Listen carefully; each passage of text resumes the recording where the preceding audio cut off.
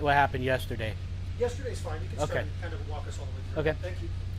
Alrighty, so yesterday was a very dynamic day for our team. We had a rough time yesterday, so I'll kind of give you a quick brief of what happened yesterday and where we're at today. So starting off over here on the southeast or southwest side in the Dry Canyon area here, we had fire the day before yesterday that pushed that fire out to the northwest. It hit our dozer line. We had a couple spots. We were able to catch those spots the day before. However, yesterday that fire button hooked around and jumped that dozer line again.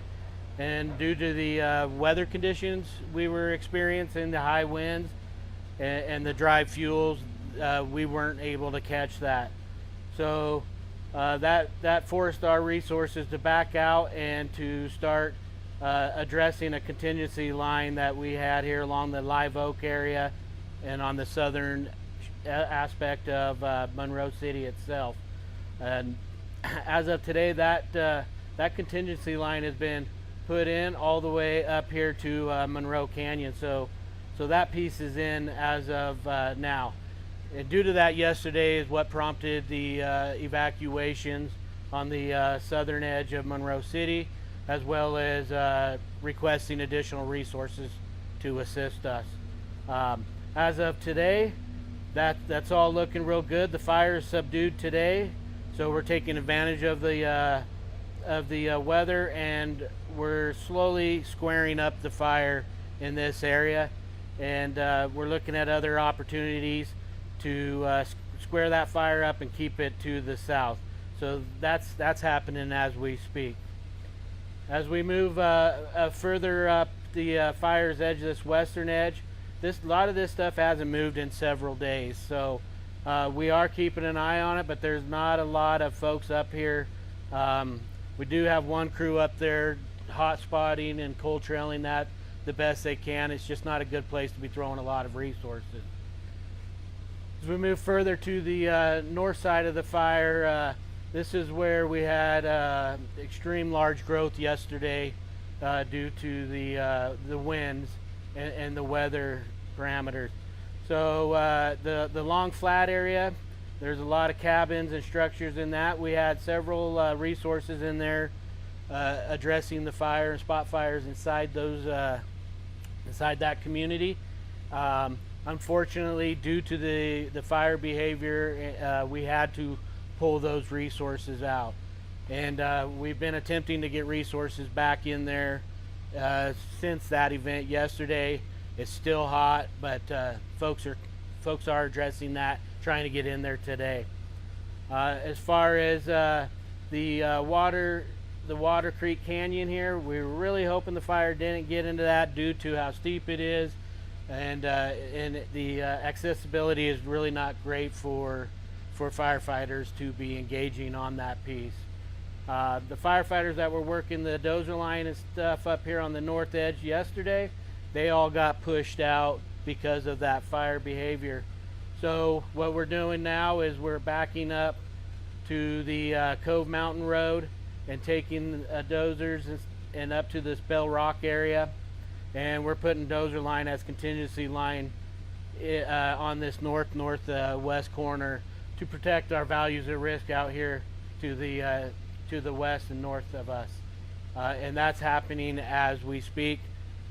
As we move over here to the northeast side of the fire, we were having a lot of success yesterday holding the fire on the dozer line that was put in here a few days ago. Unfortunately, due to the wind, dry fuels, that fire jumped that, and we were unable to catch that. So we backed off to the Bear Valley Road down here, and we attempted to make a stance on that Bear Valley Road yesterday, and that too spotted on us.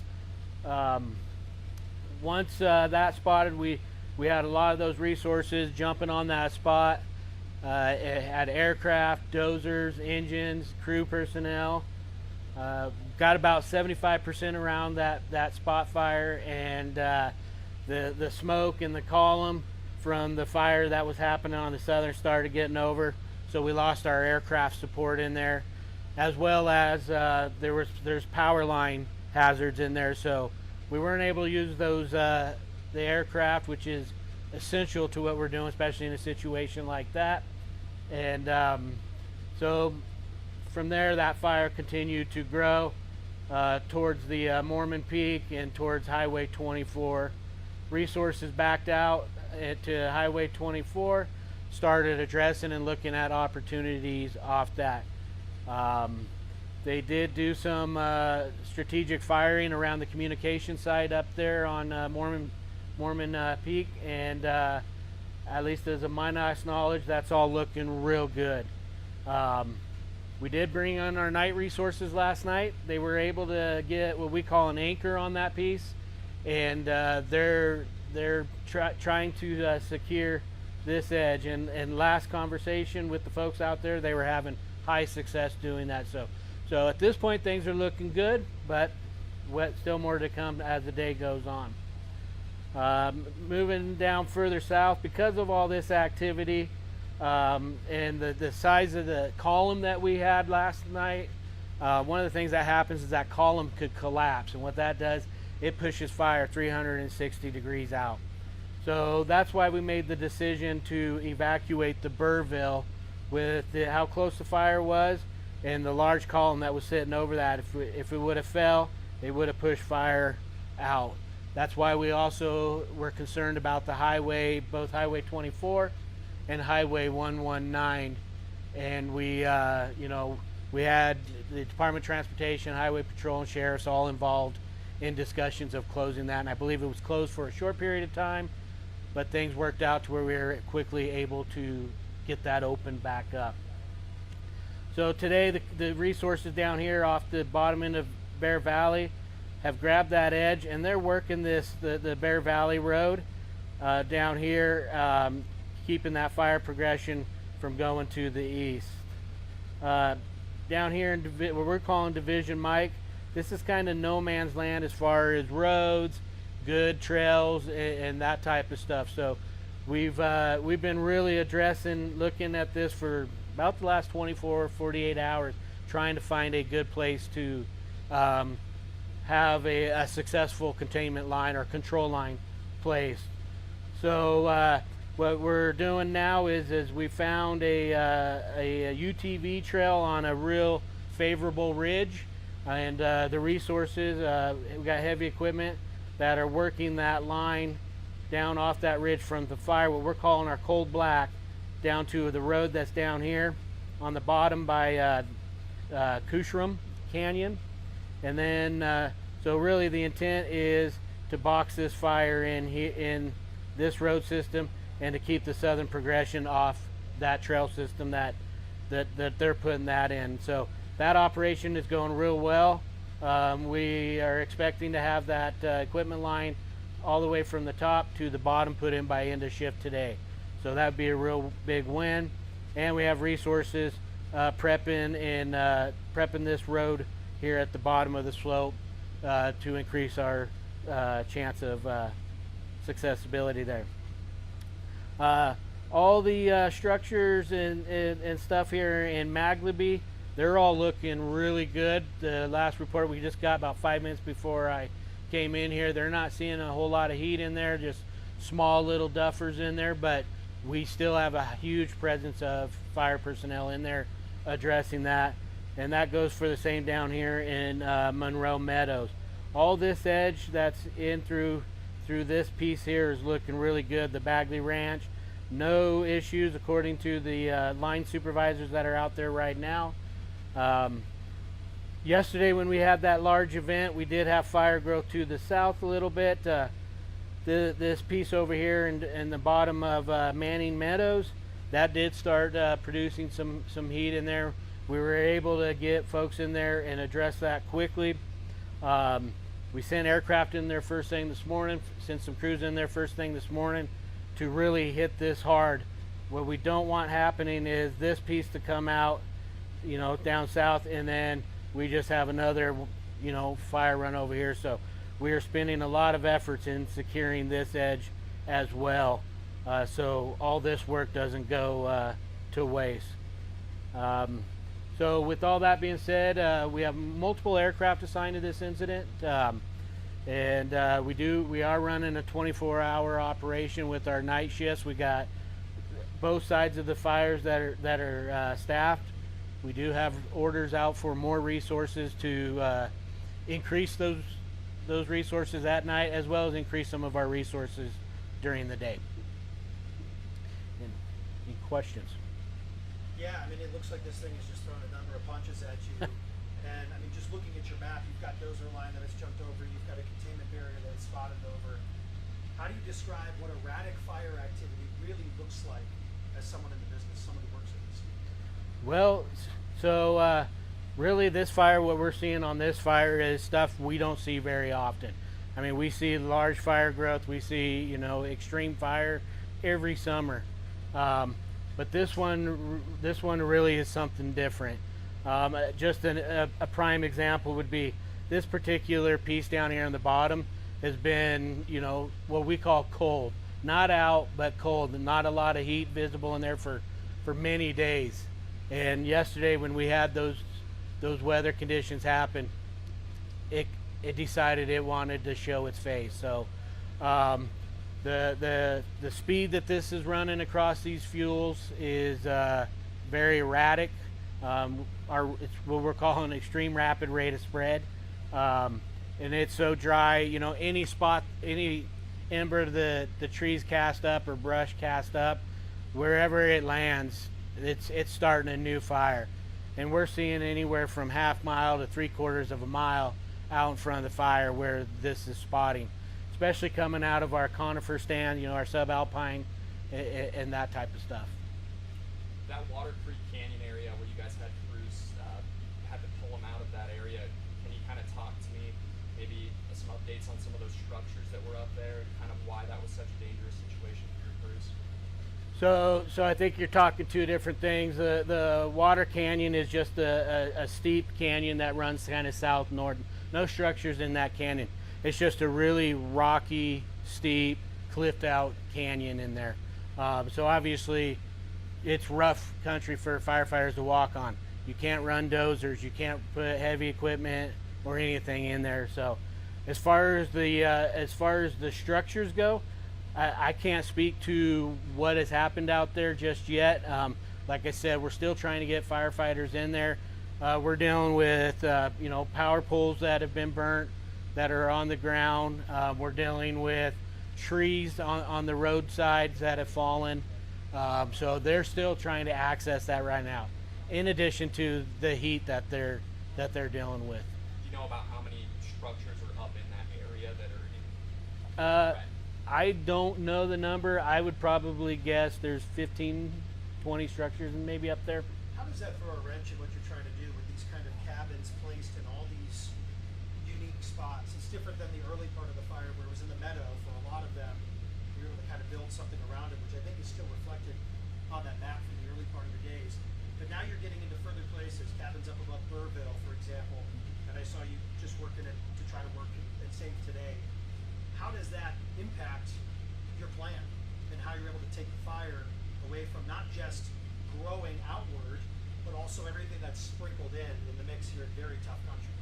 So if you're using a wrench, it just adds to our complexity. And what I mean by that is we end up having to take resources to triage those properties, to maybe do some work around those to strengthen the defensible space. And that's maybe one of the reasons we really talk defensible space is, so if I don't have to spend my resources to do defensible space on your property because you've already done it, I might be able to use those resources in other parts of this fire. So we utilize a lot of resources to protect those structures. And it's not just from cutting vegetation, it's adding sprinklers around them. It's adding, you know, tanks of water to support those sprinkler systems. And that takes a lot of work, a lot of effort, and it takes time. That equipment's got to come from somewhere. It's got to get deployed out there to the edge. So that's why we really talk defensible space, is because If we're not having to worry about that, we can worry about the bigger picture. So that's one of those wrenches. Are you concerned that this afternoon lends a similar condition to what you saw yesterday afternoon, thus prompting rapid fire growth, pulling crews out, evacuating communities, and it got pretty tense, Yeah. at least from what, 2 to dark, Yep. maybe beyond? Yeah, absolutely. Based on the weather that's forecasted is really a mirror image of what we had yesterday, maybe with a little higher winds forecasted. The other thing that's of concern is the mixing height that's forecasted, which, it all ingredients for more extreme fire. So yes, we're extremely concerned what this fire could do today. All the resources are on their toes, ready to pounce, and we're happy with some of the plans we are putting in place as we currently speak. Now, did this fire burn over into the Cove Mountain fire that started last week or something in this? Is it in the same general area? It hasn't quite got to the Cove Mountain area yet. It's getting pretty close, but yeah, no, it hasn't got there yet. And how valuable is it to have SR-24 there as a pretty firm backstop, I guess, if that fire keeps moving its way down that ridge line? It's very valuable, especially for access. The other thing that's really valuable in that area is there's an old fire scar that's right there. So, that puts us in fuels that are maybe a little more conducive to being able to control, right? They react better to water. The backside of that is they're lighter fuels, which means more rapid rate of spread. But yeah, so there's 2 advantages right there where we're at now. I know the county will control kind of the messaging for evacuations and such today, but for people around here, given, on both sides of where this fire is burning, is there anything they really should be looking for visually, proximity-wise, in terms of the afternoon hours today as we move into some of that really critical fire weather?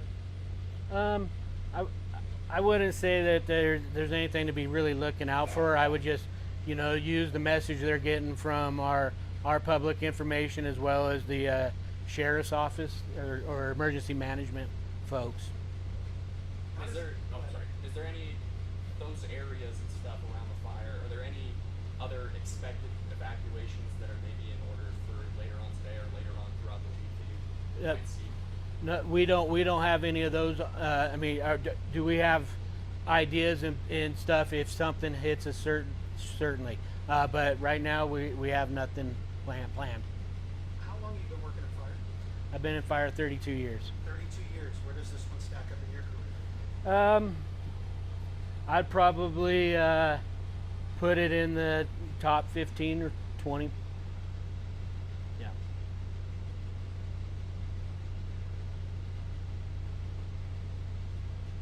Anything we missed? Anything really important you want to get out to folks who live here, live in Monroe, live in, some of the communities to the east side? Marysville had a huge fire last year. They're watching this thing closely, seeing it creep towards the peak. Really, not a whole lot. The community and the folks that we've been working with have, been more than open arms, and that really means a lot to firefighters.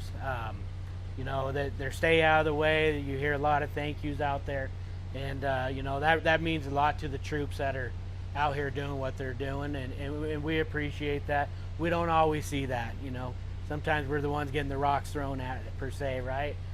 We don't have that sense here, and that's appreciative. It's also very appreciative that folks are honoring the closures and those type of things. That allows us to mobilize and move resources without issues. On the resource topic, real quick, you mentioned there's more coming. Mm-hmm. How much more can you get? But we could keep asking. We're I'll say fortunate right now that the better part of the western United States isn't on fire yet. So we've been pretty successful.